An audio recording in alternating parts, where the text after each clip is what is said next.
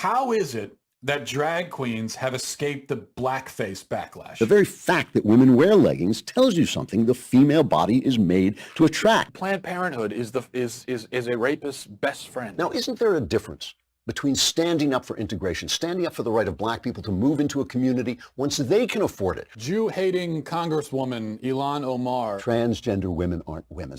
Love is love, or if it feels good, do it.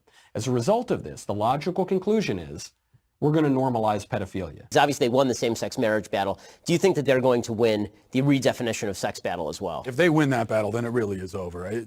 Western civilization is over at that point. The West broadly invented every single thing that's ever been invented, and made virtually every discovery that has ever been discovered. Personally, I agree with Tucker Carlson and Donald Trump that you should not be allowed in the country if you think it stinks. Feminism has created this generation of women who think they matter because they're women, who think their ideas matter because they're women, who think their ideas are protected because they're women. They're not. But women have their own advantages. Mainly, they have their sexuality, and they have their appearance, and they have the desires of men. If I had to choose between these 95% of people who thrive in this Christian setting and the 5% of gay people who are cast out, who ultimately find themselves rejected for who they are, I would obviously choose the 95% over the 5%.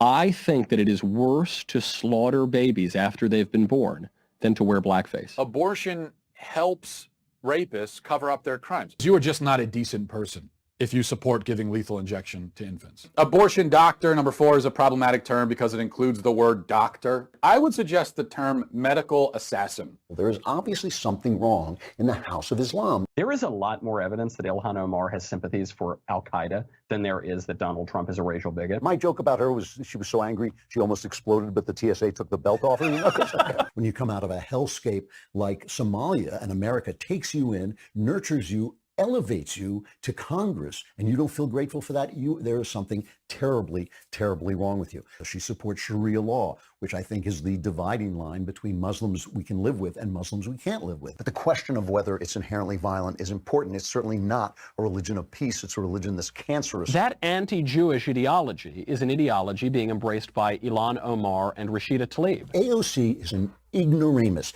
Rashida Tlaib is an anti-Semite.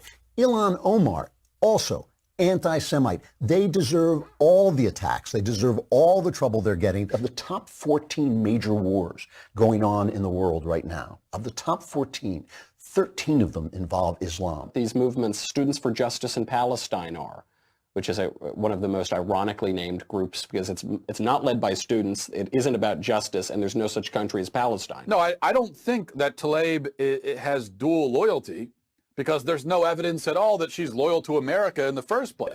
Immigrants today, though, it's a very different situation. They are not building the country because it's already built.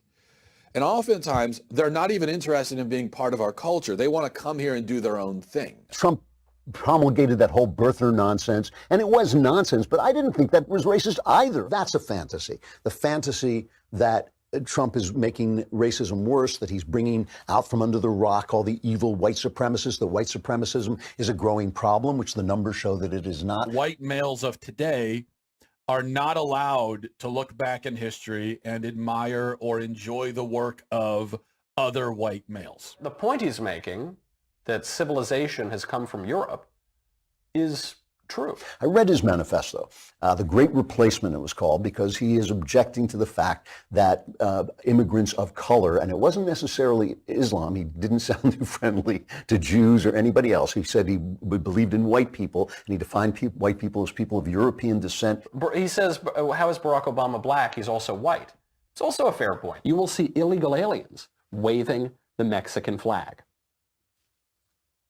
If you want to live under the Mexican flag, go back to Mexico. Multiculturalism is a implausible philosophy. It cannot be that cultures that enslave people, that cultures that treat women like trash, that those cultures are equal to cultures that do not. That cannot be. That was one of the things that was kind of lost in the whole Me Too hysteria. There were also plenty of cases where you looked at it and it was pretty apparent that the women were also culpable. Feminists are insecure about the fact that they themselves are not men. This, hysteria that we found in the Me Too movement is that it engenders suspicion. So if we don't say that, hey, this Chelsea Manning was actually Bradley Manning at the time, and if we call it a her and say she, we're being polite, we're not being hurtful. Now, I'll call anybody anything when they want to be called. I really will. I'll call him the king of Romania. I don't care. This is especially true in these hot-button social issues like transgenderism, where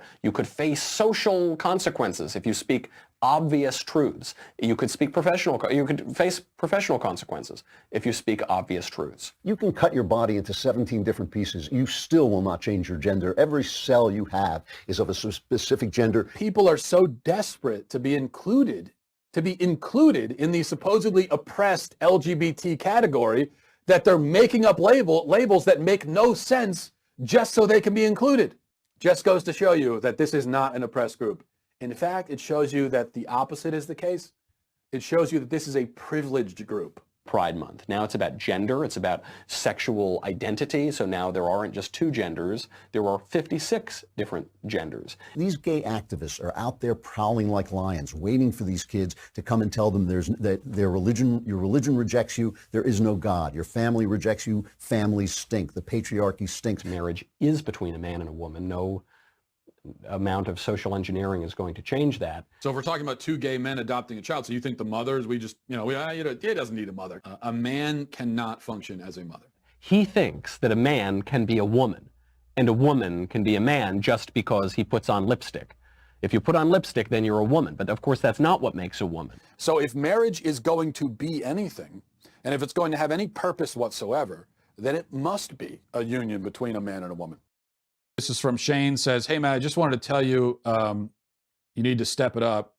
How can you go by the title of a theocratic bearded fascist if you can only get, 2 minutes of Media Matters highlights? I just expect more, plain and simple. All I'm saying is just be better. I guess you need more bigotry or something, or something. Wear some edgy outfits, like a shirt that says men are not women, or say some controversial things.